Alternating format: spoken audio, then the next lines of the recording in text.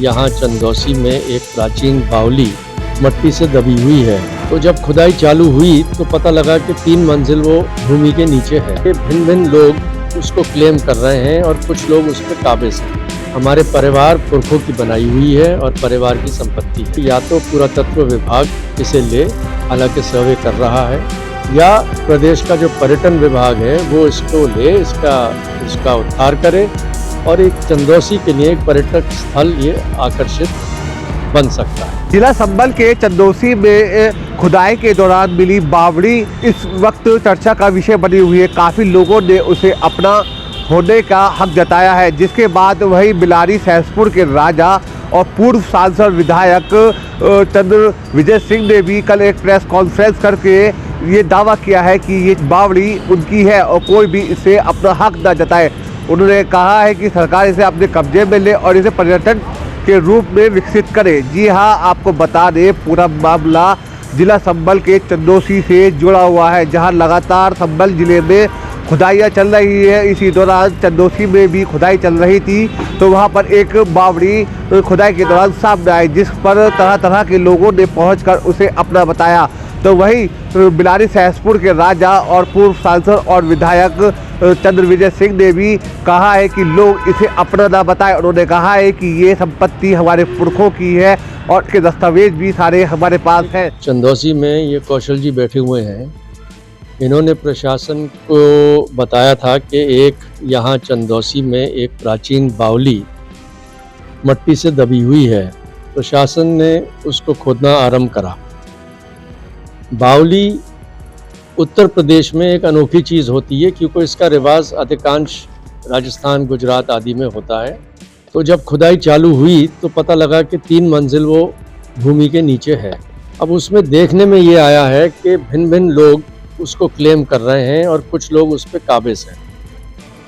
मैं ये स्पष्ट करना चाहता हूँ कि ये बावली और वो भूमि हमारे परिवार पुरखों की बनाई हुई है और परिवार की संपत्ति है।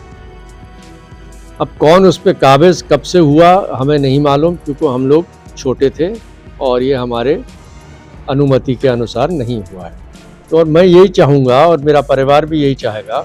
मेरा परिवार कौन है? मेरी एक छोटी बहन है और मैं हूँ, कि ये एक धरोहर है और ये चंदौसी के लिए हम चाहते हैं कि या तो पुरातत्व विभाग इसे ले, हालांकि सर्वे कर रहा है, या प्रदेश का जो पर्यटन विभाग है वो इसको ले, इसका उद्धार करे और एक चंदौसी के लिए एक पर्यटक स्थल ये आकर्षित बन सकता है।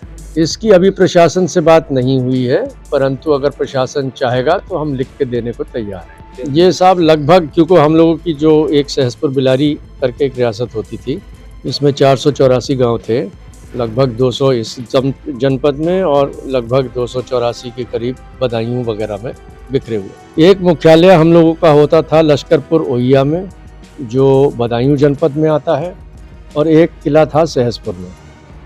तो जब बुजुर्ग आते थे बदायूं से सहसपुर की ओर तो चंदौसी आधे रास्ते पे पड़ता था।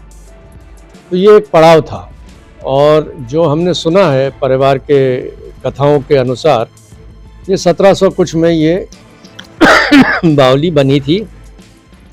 1898 के करीब हमारे जो ग्रैंडफादर के ग्रैंडफादर थे राजा कृष्ण कुमार सिंह, जिनका जन्म 1848 में हुआ और जिनकी मृत्यु 1915 में हुई, उन्होंने एक निवास इसी स्थान पे बनाया था जिसके प्रांगण में ये बावली आती थी। उसका नाम था कृष्ण निवास।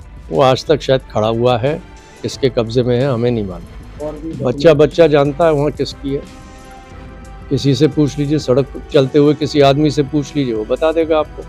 प्रशासन के पास होंगे साहब, सब पुराने दस्तावेज तो प्रशासन के पास है, निकाल ले, खंगाल ले। हमारी थी, हमारे पास है। आम जनता को फायदे में रहे, आम जनता के लिए पर्यटन का एक आकर्षित स्थान बने। चंदौसी और इर्द गिर्द में कोई ऐसी बावली नहीं है, तो अच्छा रहेगा वहाँ के लिए एक ऐसी प्राचीन चीज़ सुरक्षित रहे और वहाँ के जनता के लिए काम में आए।